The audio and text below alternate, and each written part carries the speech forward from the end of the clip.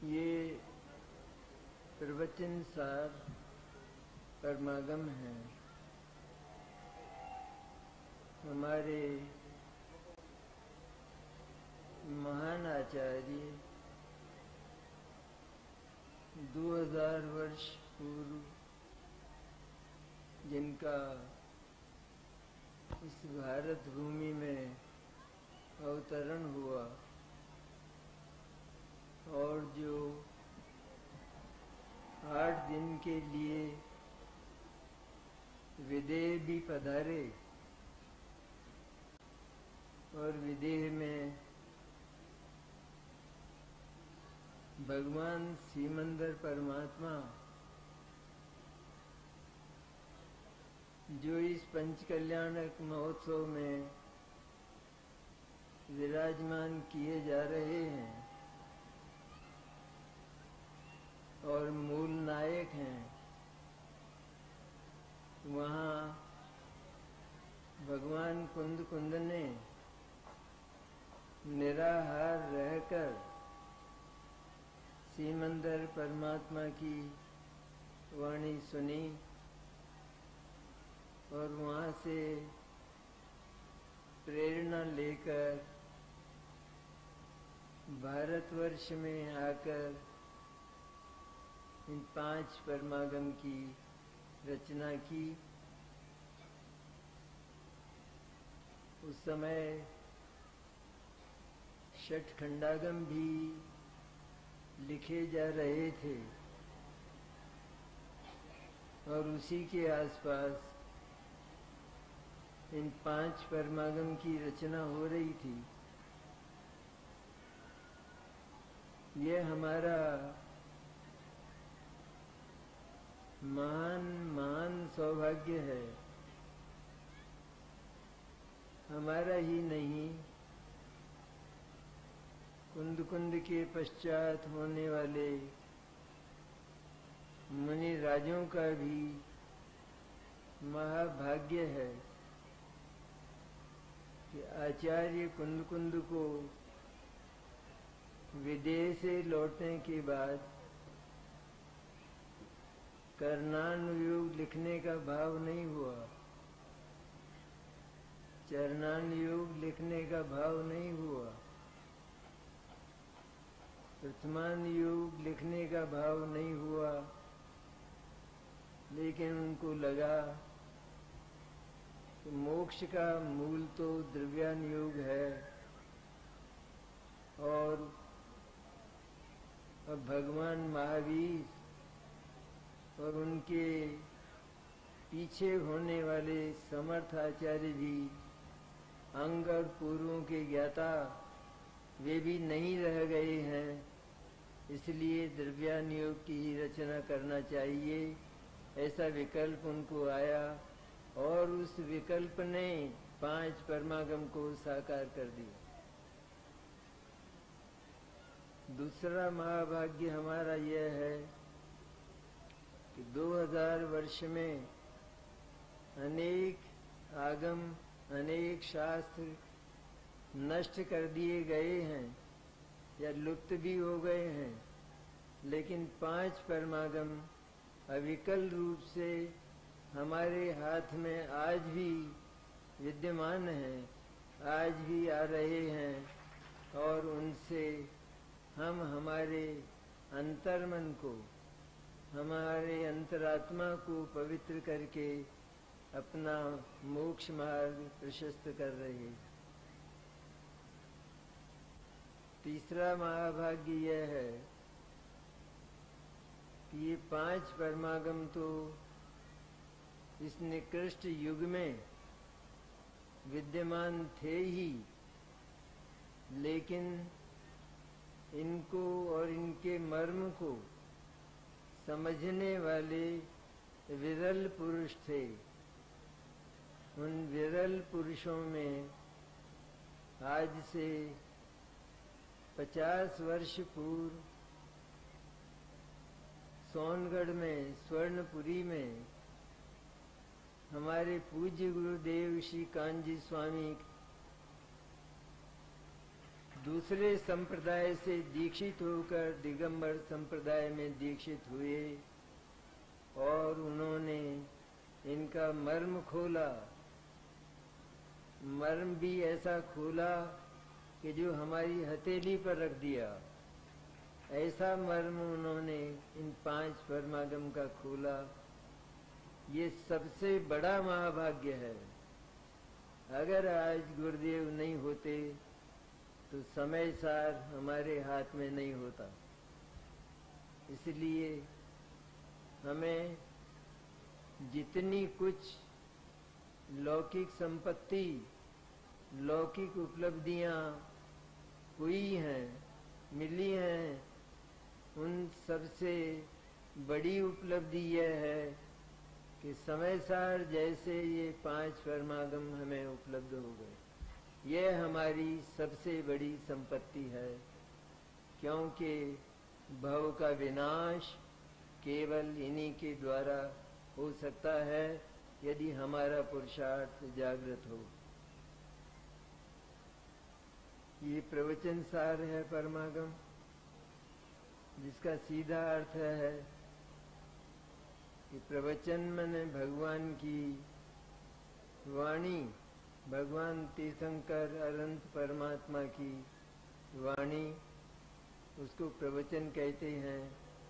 और उसका सार इसमें लिखा गया है। आचार्य कुंद वो भी कोई सामान्य ज्ञानी नहीं थे। वो भी ज्ञान प्रवाद पूर्व के एक वस्तु अधिकार के ज्ञाता थे। इसलिए उन्होंने दिव्य ध्वनि के शब्दों में नहीं, लेकिन दिव्य ध्वनि के अर्थ रूप इस पर इन परमागमों की रचना की है। और उसे हमें साक्षात दिव्य ध्वनि मानकर ही श्रवण करना चाहिए, क्योंकि उन्होंने स्वयं लिख दिया है कि यदि मैं लिख रहा हूं इन परमागमों को मेरे ज्ञान के वैभव से, ज्ञान का जो वैभव, जो मेरा शुद्ध ज्ञान मेरे शुद्धात्मा को बार बार चूम रहा है और आनंद की हिलोरें ले रहा है भीतर से, ऐसे उस शुद्ध ज्ञान के द्वारा इनकी रचना हुई है। और इसको पाकर हम इतने भाग्यशाली हैं कि इससे बड़ा हमारा लौकिक उपलब्धियों का करोड़ों करोड़ों अरबों रुपए हमारे पास हों, लेकिन वे समय सार के एक शब्द के सामने मिट्टी हैं, धूल हैं। यह जानकर, इतना महत्व जानकर प्रवचन सार, समय सार आदि को सुनना चाहिए। प्रवचन का सार लिखा ना, तो भगवान तीर्थंकर परमात्मा महावीर की जो वाणी निकली, उसका सार इसमें वस्तु व्यवस्था का पूरा चित्रण करके उस वस्तु व्यवस्था में से शुद्धात्मा को निकालकर उस शुद्धात्मा को प्राप्त करने की विधि स्थान स्थान पर बताई है, और मोह के क्षय करने की प्रेरणा स्थान स्थान पर मिलती है। चाहे वो ज्ञान तत्व प्रज्ञापन हो अथवा इसका ज्ञेय तत्व प्रज्ञापन हो। ज्ञेय तत्व प्रज्ञापन को तो आचार्य जैसे सम्यक दर्शन का अधिकार कहते हैं, सम्यक दर्शन अधिकार। इसके बाद चरणानुयोग चूलिका, सभी अध्यात्म से भरे हुए हैं। हमारी गाथा 90 गाथा है और उसमें चर्चा भी मोह के क्षय की है। अन्यत्र भी मोह के क्षय की चर्चा है।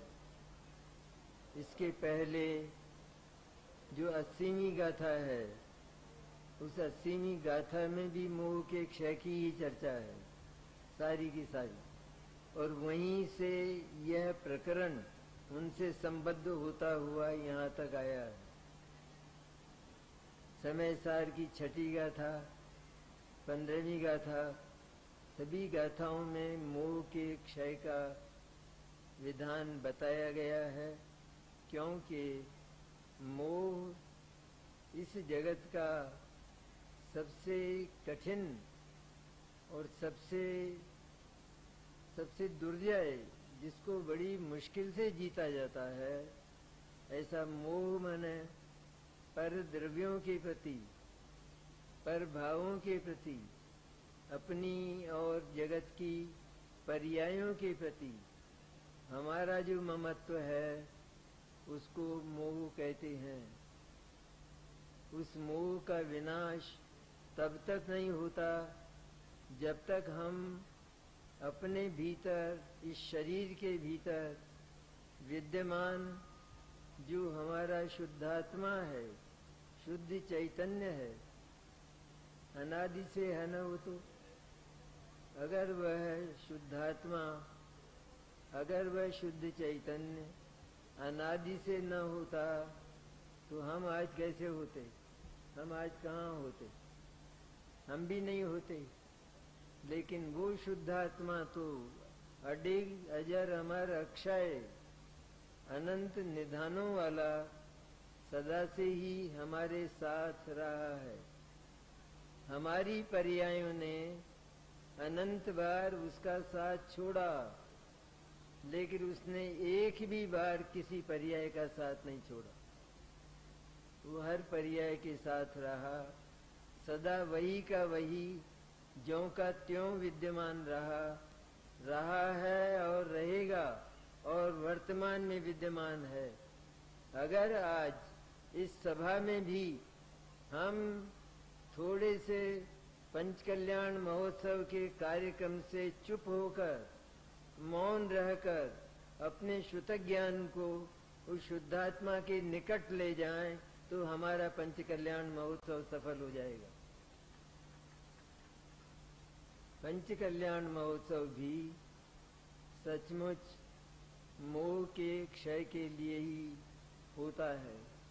सम्यक दर्शन का निमित्त बताने से पंचकल्याण के जो नायक हैं, वे तो मोही नहीं होते, वो तो मोह का नाश करे हुए होते हैं।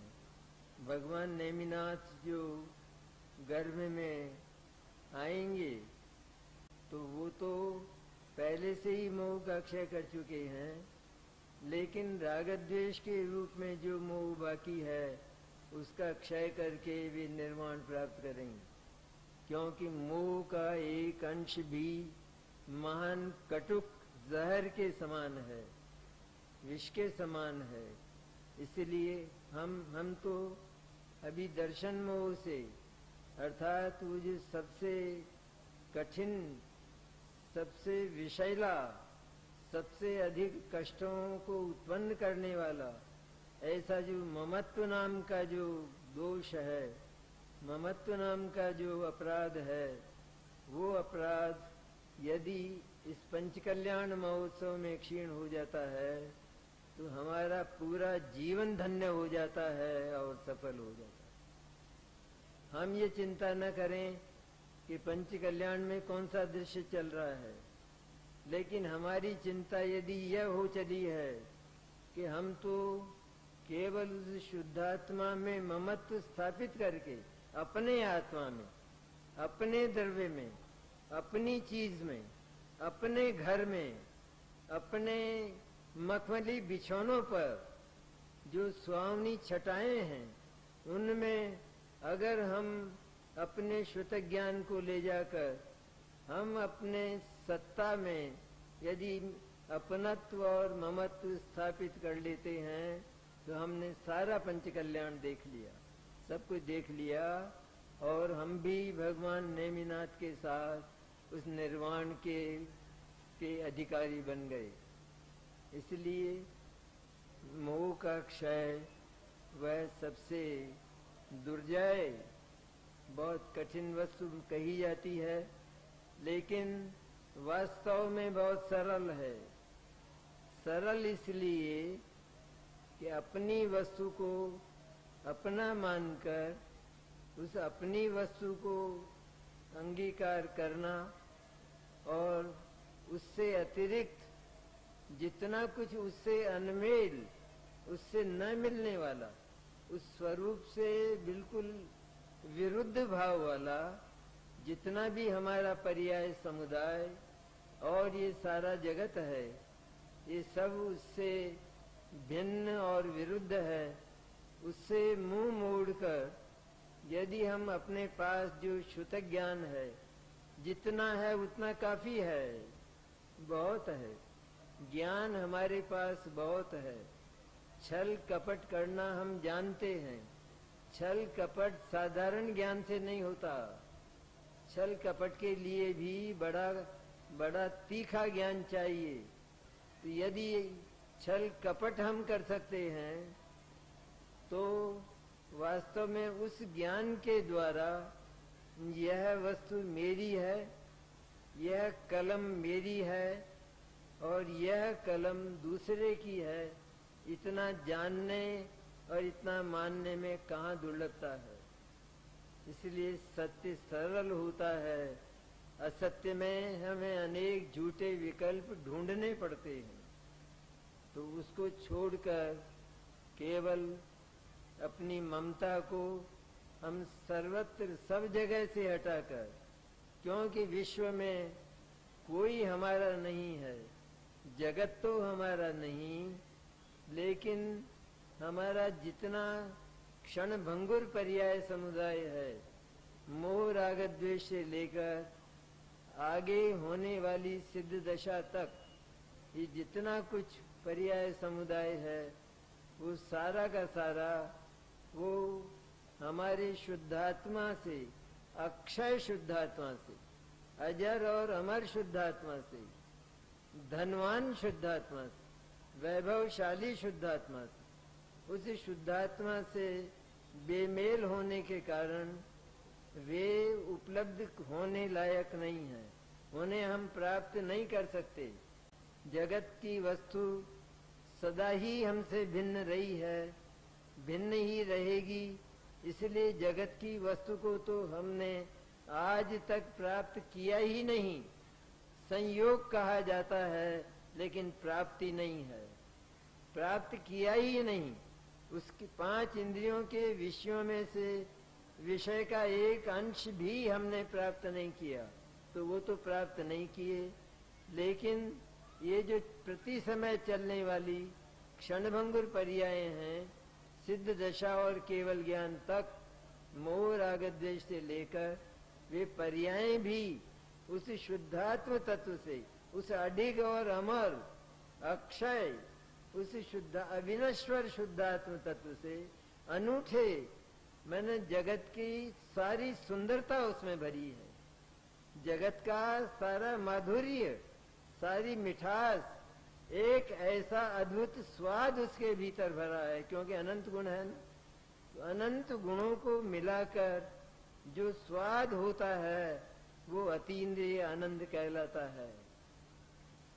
जैसे सब्जी की जो 5 या 6 वस्तुएं होती हैं, उनको हम अलग अलग खावें तो बिल्कुल बेस्वाद होता है, और जब उनको मिलाकर मिल नहीं जाती, रहती अपने अपने स्वरूप में है, लेकिन नहीं मिलने पर भी उनका जिस प्रकार का संयोग होता है, बनाव होता है, जब हम उसका स्वाद लेते हैं तो स्वाद में हम मशगूल हो जाते हैं। उसी तरह है हमारे जो अनंत गुण हैं, जिस समय आत्मा अपने शुद्ध ज्ञान को उस शुद्धात्मा की ओर ले जाकर मैंने अपने शुद्ध ज्ञान में से सारे विश्व का बहिष्कार करके, शुद्ध ज्ञान तो जानते हैं ना, शुद्ध ज्ञान तो मैंने ये अग्नि है, ये गर्म है, लेकिन ये जला देती है, ये शुद्ध ज्ञान हो गया।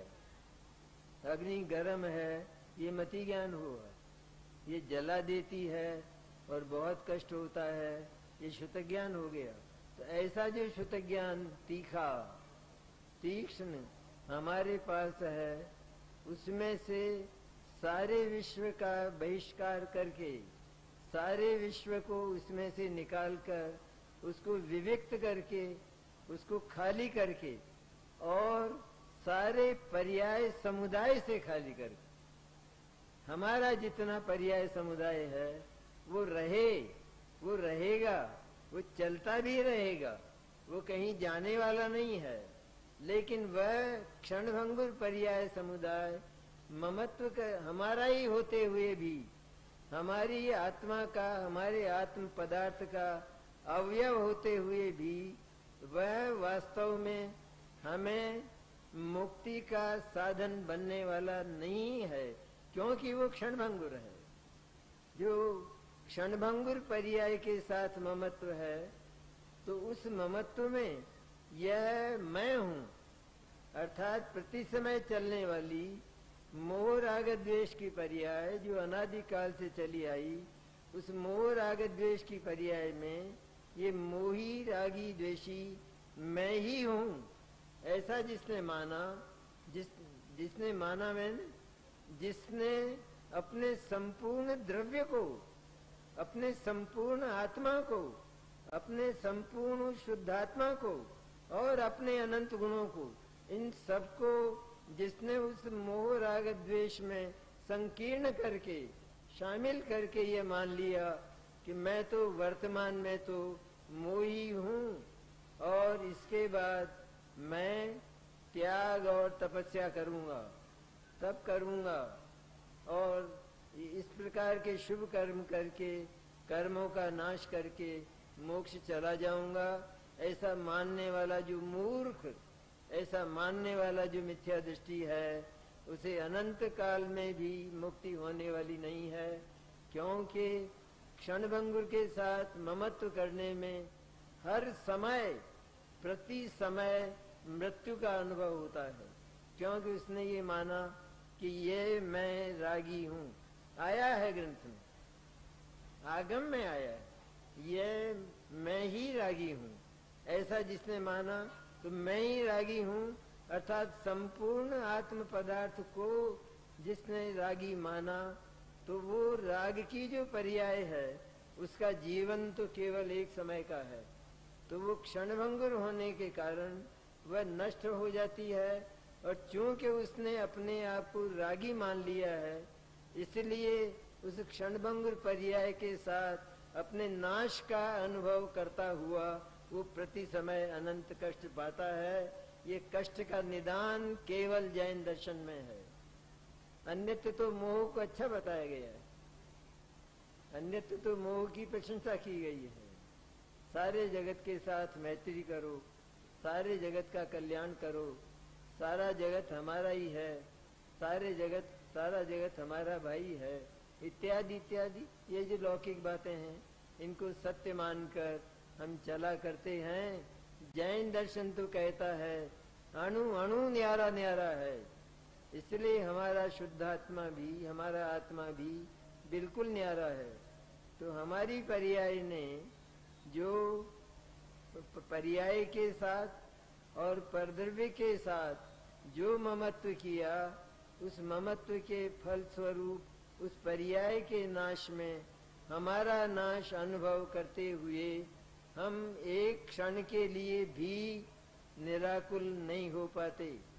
हम जो जैसे पंच कल्याण में हम कहते हैं बड़ा आनंद आया, बड़ा आनंद आया, सच्चाई यह है कि जब तक शुद्ध ज्ञान शुद्धात्मा का अवलोकन नहीं करेगा, शुद्धात्मा रूप परिणमन जब तक शुद्ध ज्ञान की पर्याय में नहीं होगा, यह मैं ज्ञायक ध्रुव तत्व हूँ, ऐसा जब तक शुद्ध ज्ञान की पर्याय उस द्रव्य के स्वर में नहीं बोलेगी, श्रद्धा नहीं करेगी, तब तक चाहे हम कितना ही आनंद कहें, लेकिन हम प्रति समय आकुलित हैं, हम प्रति समय दुख का ही भोग कर रहे हैं, आनंद का भोग नहीं हो।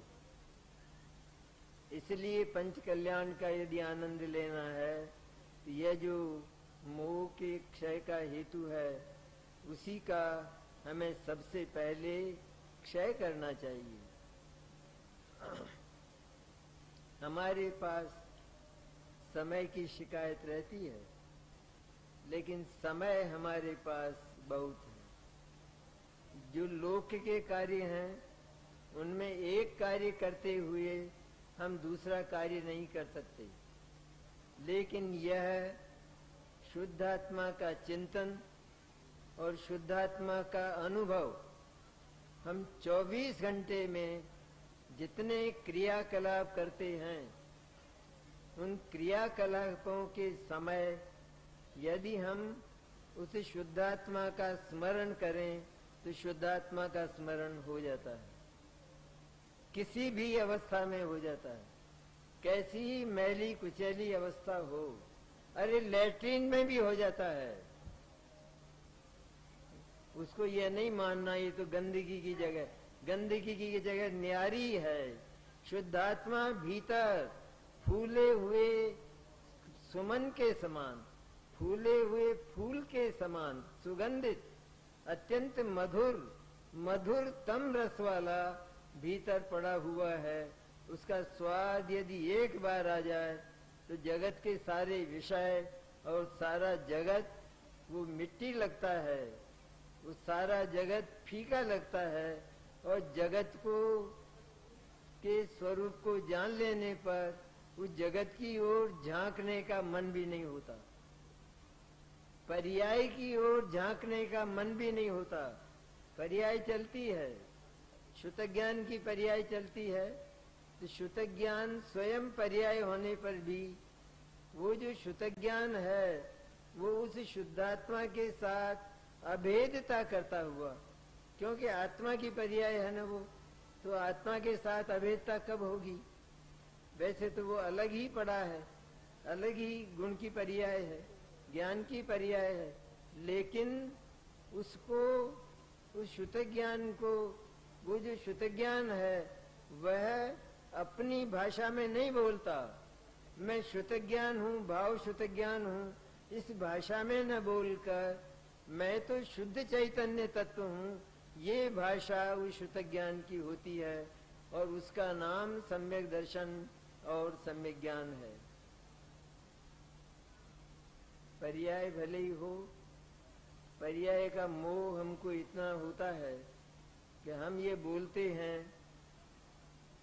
कि इसमें पूरा पदार्थ कहाँ आया, इसमें तो पर्याय तो बिल्कुल एक और रह गई, और पर्याय को बिल्कुल एक और, पर्याय का नाश करके नहीं, पर्याय को रखकर वो तो रहने ही वाली है सिद्ध दशा तक, लेकिन वह पर्याय हमारी मुक्ति में साधन बनने वाली नहीं, काम की नहीं है, प्रयोजन की नहीं है। द्रव्य गुण और पर्याय, ये जो पदार्थ के तीन अवयव, ये जो जैन दर्शन में, केवल जैन दर्शन में प्रतिपादित किए गए हैं, उनका स्वरूप जानने का अर्थ ही यह है। द्रव्य के स्वरूप को हमने जाना कि वह तो ध्रुव, अचल, अजर और अमर है, अविनाशी है और अनंत आनंदमय है, अनंत गुणों का निधान है। गुणों को हमने जाना कि ये अनंत गुण मेरी निधियां हैं, ये मेरा धन है, और पर्याय को हमने जाना कि ये तो एक ही समय में चली जाती है, नष्ट हो जाती है। पर्याय जाती है, कहाँ जाती है कि द्रव्य के भीतर जाकर वह जैसे समुद्र में लहर होती है, तो वो लहर एक बार उठी, इसके बाद उसी में विलीन हो जाती है, वो लहर के रूप में नहीं रहती। उसी तरह हर समय की पर्याय, वो पर्याय चलती तो है, लेकिन एक समय में नष्ट होकर वो समाप्त हो जाती है, अब दोबारा वह पर्याय आने वाली नहीं है। ऐसा पर्याय का स्वरूप होने के कारण केवल उस पर्याय से ममत्व तोड़कर यह कहना है, भीतर से ये बोलना है कि ये पर्याय सचमुच परद्रव्य है, मैं नहीं हूँ। पर्याय आत्मा की होने पर भी जो पर्याय उस आत्मा से, जो पर्याय, जो आत्मा अनादि निधन और सुख का सागर है, उस आत्मा से जो अनमेल है, मिलती नहीं है, वो ध्रुव है, और ये क्षण स्थायी है, क्षण भर में चली जाती है, तो परस्पर विरुद्ध धर्म हुआ ना। द्रव्य का धर्म स्थायी और पर्याय का धर्म अस्थायी, नष्ट हो जाने वाली। तो हम पर्याय रूप मानकर अपने आप पर्याय रूप हो नहीं जाते। द्रव्य तो सदा द्रव्य रूप ध्रुव ज्यों का त्यों अजर और अमर बना ही रहता है। हमारे मानने से मोह राग द्वेष की पर्याय रूप अपने उस संपूर्ण द्रव्य को मान लेने पर भी संपूर्ण द्रव्य में रंच मात्र भी स्खलन नहीं होता और वो वही का वही शुद्ध पवित्र और आनंदमय बना रहता है। इसलिए ये पर्याय झूठी हैं, नष्ट होने वाली हैं। अगर ये पर्याय पवित्र भी हो, सम्यक दर्शन ज्ञान चारित्र की भी हो, तो सम्यक दर्शन ज्ञान चारित्र की पर्याय भी क्षणभंगुर होने के कारण उसके प्रति मेरा अंश मात्र भी ममत्व नहीं है। मैं सम्यक दृष्टि नहीं। सम्यक दर्शन जब हो जाता है तो सम्यक दृष्टि आत्मा का बोल ये होता है कि मैं सम्यक दृष्टि नहीं, क्योंकि सम्यक दर्शन तो प्रति समय चलता है, पर्याय पर्याय में। एक समय की पर्याय सम्यक दर्शन की हुई, उसका नाश हो गया। वो शुद्धात्मा को शुद्धात्मा बोलती हुई मैं तो शुद्ध ध्रुव तत्व हूँ ऐसा बोलती हुई चली गई। इसके बाद फिर दूसरी आई। इसलिए मैं सम्यक दृष्टि नहीं, किंतु मैं तो ध्रुव चैतन्य हूँ।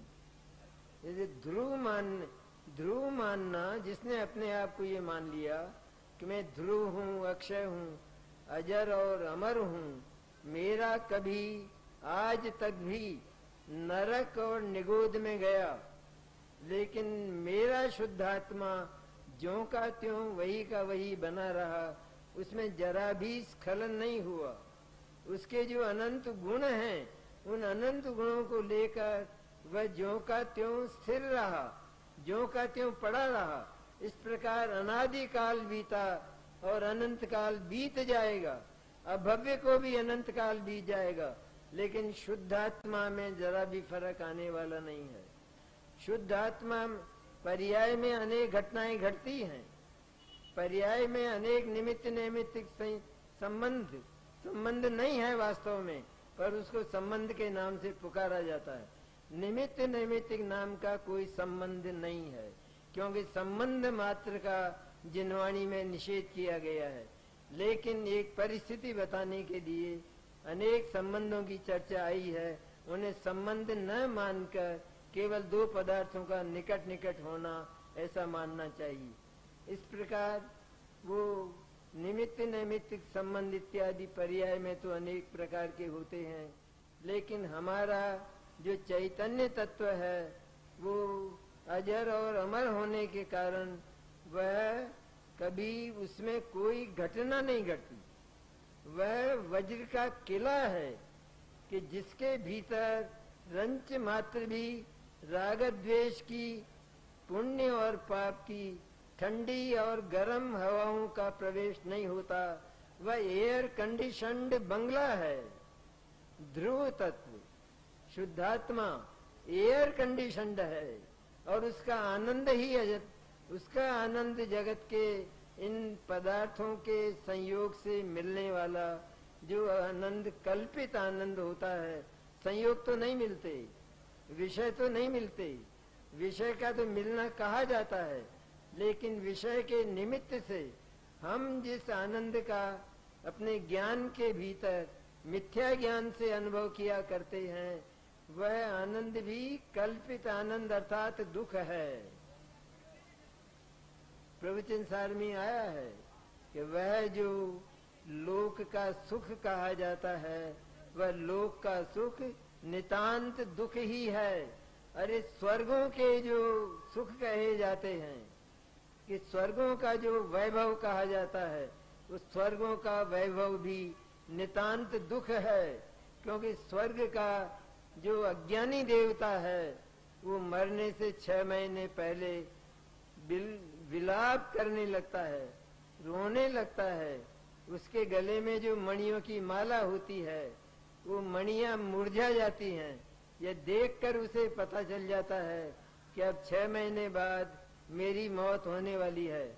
और क्योंकि अज्ञानी है वो अपनी मौत मानता है, जब आत्मा की मौत होती नहीं, केवल एक करवट होती है। दाईं करवट से हमने बाईं करवट ली, बाईं करवट से हमने दाईं करवट ली। आदमी उतना का उतना, वैसा का वैसा सजग और सचेत होकर उठ गया। उसको कोई चिंता और कोई भय नहीं। इसी प्रकार पर्याय बदल जाती है। उस पर्याय के बदलने को हम मौत के नाम से कहते हैं, लेकिन मौत बहुत भय पैदा करने वाली होती है। इसलिए जो आत्म तत्व है अविनश्वर, उस अविनश्वर आत्म तत्व की मृत्यु कभी हुई नहीं और कभी होगी नहीं। ऐसा जो परम आत्म तत्व है वह केवल एक ही अनंत गुणों को साथ लेकर, क्योंकि वे तो उसके वैभव हैं, वे तो उसके अभिन्न वैभव हैं, उसके साथ ही रहने वाली हैं। पर्याय तो एक एक करके चली जाती है, वो तो व्यतिरेकी है, भिन्न भिन्न है, नष्ट होने वाली है। इसलिए जो नष्ट होने वाला है उसके प्रति हमारी मानसिकता और प्रकार की होती है। अर्थात जो नष्ट होने वाला है, यदि वो चीज हमारे घर में है तो उसकी सतत चिंता 24 घंटे हमको बनी रहती है। हम बाजार से एक शक्कर का गिलास लाए और एक स्टील का गिलास लाए। शक्कर का गिलास जब से घर में आया तब से हमारा माथा चिंता से घिरा हुआ है कि ये तो अभी टूट जाएगा, ये तो अभी खराब हो जाएगा। और टूट जाने की जो चिंता है वो प्रति समय बनी रहती है, क्योंकि टूट जाने वाला, नष्ट हो जाने वाला जो तत्व है वो कभी भी अवलंबन लेने लायक, अपना कहने लायक, अपना मानने लायक नहीं होता, लोक में भी नहीं होता। एक मिट्टी का खिलौना हम लाएं, एक फौलाद का खिलौना हम लाएं, दोनों में बहुत अंतर है। और दोनों के लिए, दोनों में से मिट्टी के खिलौने के लिए हम सदा चिंतित रहते हैं। इसी तरह पर्याय मिट्टी के खिलौने के समान प्रति समय चली जाती है, और उसको आत्मा मानने वाला, भले ही वो आत्मा का एक अवयव हो, पर अवयव होने पर भी जैन दर्शन इतना निरपेक्ष है कि पर्याय उस पदार्थ का अवयव होने पर भी वह अवयव हमारे काम का नहीं, हमारे काम का नहीं। जैसे किसी को पैरालिसिस होता है, लकवा होता है, उसका हाथ काम नहीं करता, तो वो हाथ अब हमारे काम का नहीं है। उसी तरह ये जो पर्याय है, ये पर्याय अवयव होने पर भी यह आवश्यक नहीं कि हम इस पर्याय कहे जाने वाले तत्व के साथ में ममता करें। द्रव्य गुण पर्याय को जानने का अर्थ ही यह है। हम ये तो जान ही लेते हैं कि पदार्थ के 3 अवयव होते हैं, प्रवचन सार में भी आगे आने वाला है कि द्रव्य गुण पर्याय ये पदार्थ के 3 अवयव हैं। लेकिन उसके तुरंत बाद आचार्य ने हमको सजग किया, सचेत किया, और तुरंत ही ये कहा कि इन 3 अंगों में से, 3 अवयव में से जो पर्याय नाम के अवयव में मूढ़ होता है, उसमें मुग्ध होता है, उसके साथ आसक्ति करता है, उसके साथ ममत्व करता है, उसका सीधा अर्थ ये कि जो उस पर्याय को अपना पूरा आत्मा मानता है वह जीव पर समय अर्थात मिथ्या दृष्टि है। ऐसा आया है बहुत सुंदर आगे। ऐसा जो निरपेक्ष दर्शन है, हमारा परिवार है और उस परिवार में एक बालक पैदा हुआ। बालक बड़ा सुंदर है, और जब ज्योतिषी को उसकी जन्म पत्री बनाने के लिए कहा गया तो उसने बनाई और कहा कि बालक बड़ा भाग्यशाली है और इसके तो राजयोग है, ये तो राजा बनेगा। लेकिन जन्म पत्री में एक कमी है कि इस बालक की उम्र नहीं है। बताइए उस बालक के प्रति हमारा ममत्व होगा? उस बालक के प्रति, बालक से हम कोई अपेक्षा रखेंगे? अरे उसकी तो उम्र ही नहीं है, मैंने कल मर जाने वाला है, तो हम उससे क्या अपेक्षा रखेंगे? इसलिए क्षणभंगुर से लोक में भी अपना प्रिय बालक जिसका राजयोग है उसके प्रति भी यदि ममत्व टूट जाता है तो फिर यहाँ तो ममत्व तोड़ने में क्या है, परद्रव्य है सारे के साथ। मोह राग द्वेष की पर्याय मैली कुचैली झूठी। आज तक मोह की पर्याय ने, राग की पर्याय ने, द्वेष की पर्याय ने एक भी सत्य नहीं बोला, नितांत झूठ है सारा का सारा। इस प्रकार मोह राग द्वेष की पर्याय ये सब झूठी होने के कारण और क्षणभंगुर होने के कारण, और उधर जो सम्यक दर्शन ज्ञान चारित्र की शुद्ध पर्याय है, वो शुद्ध पर्याय अशुद्ध तो नहीं है तो वो आत्मा की ओर झुकी हुई, लेकिन फिर भी क्षणभंगुर होने के कारण यह एक दोष नहीं है, ये उसका स्वरूप है। पर्याय से के प्रति ममत्व होना यह तो बहुत बड़ा अपराध है ही, क्योंकि हमारे पास ज्ञान था और हमने जब द्रव्य गुण पर्याय को टटोला, उनके स्वरूप को जाना अच्छी तरह से, भीतर जाकर आगम के अनुसार हमने जब उसके स्वरूप को जाना तो जानने पर यह पाया कि द्रव्य तो हमारा बिल्कुल सुरक्षित है, उसमें तो कुछ होना नहीं है। गुण भी हमारे सुरक्षित हैं, उनमें कुछ होना नहीं है, लेकिन ये पर्याय तो केवल एक ही समय में चले जाने वाली है। मैं मनुष्य हूँ और चला जाऊंगा, ऐसी तलवार मेरे सिर पर हमेशा लटकती रहती है।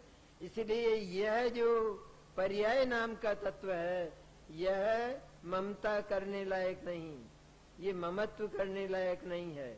इस तरह द्रव्य गुण पर्याय को जानकर, जो द्रव्य और गुण की उपादेयता जानकर और पर्याय को हे जानकर, पर्याय को केवल गे जानकर जो उस पर्याय से ममत्व तोड़ देता है, तो वह उसका ज्ञान सारी पर्याय समुदाय से मुड़कर और सारे जगत के अनंत पदार्थों से मुड़कर खाली होकर शुद्ध ज्ञान और मति ज्ञान को खाली करना है, जो भरे हुए हैं ना बहुत सारे जगत से और उसके विषयों से, विकल्पों से, झूठे विकल्पों से, प्रति समय होने वाले झूठे विकल्पों से, उनसे जो भरे हुए हैं हमारे प्रति समय के विचार और विकल्प, उन विकल्पों से उसको बिल्कुल खाली करके, बिल्कुल खाली करके, जैसे हमें किसी वस्तु में, किसी शीशी में इत्र रखना है और वो शीशी किसी दूसरे तेल की है, तो हमें उस शीशी को उस तेल के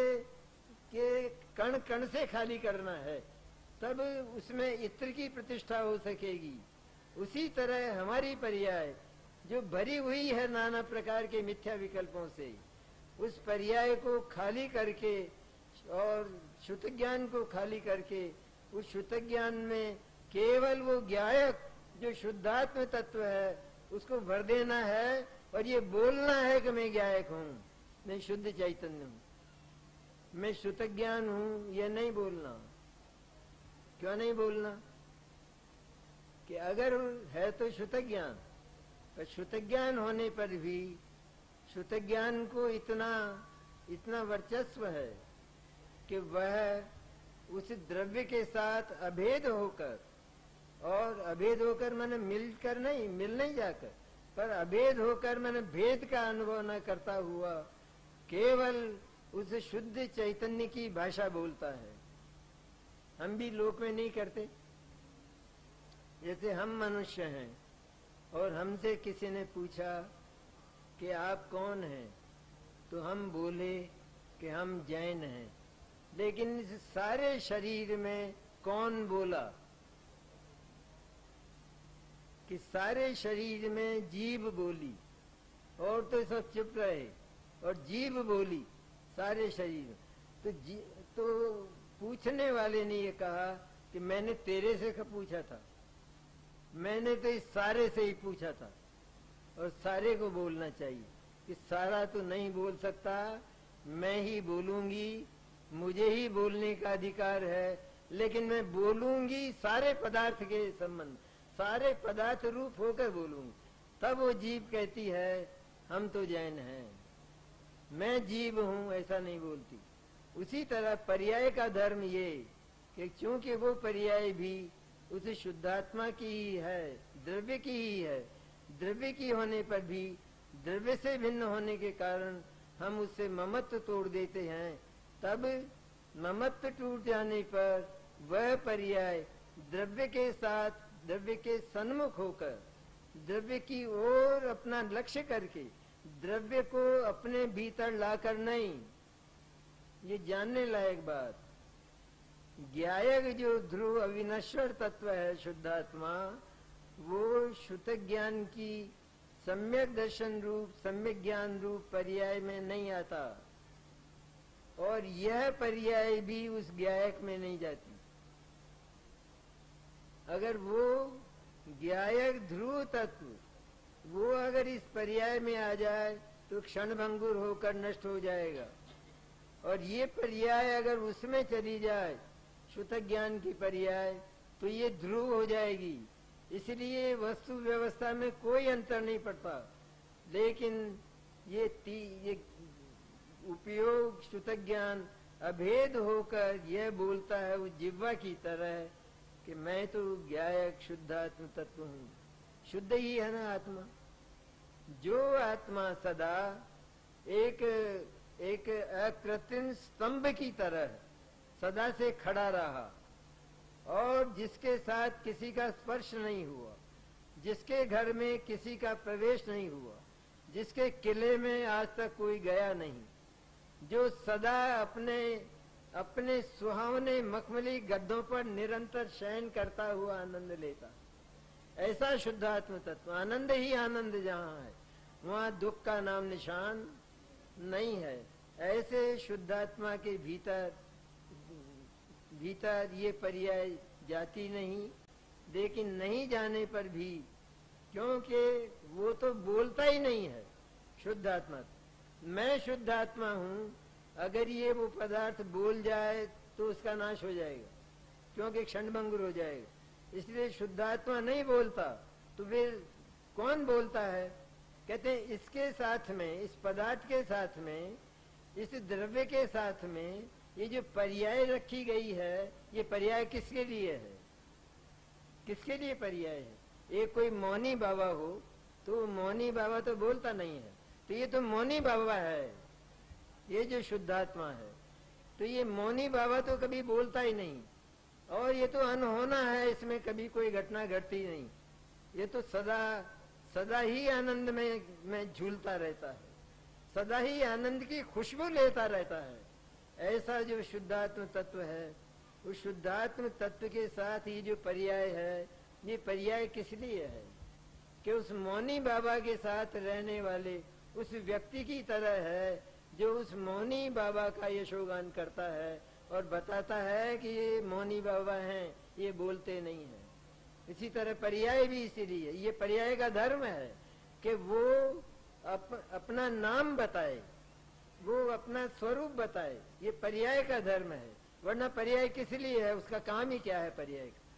इसलिए पर्याय अपना कार्य करती हुई, अपना कर्तव्य निभाती हुई ये बोलती है कि ये मौनी बाबा है, ये शुद्धात्म तत्व मौनी बाबा है, ये कभी बोलता नहीं है। इसलिए इसका परिचय मैं देती हूँ, और इसका परिचय मैं उसी के स्वर में देती हूँ।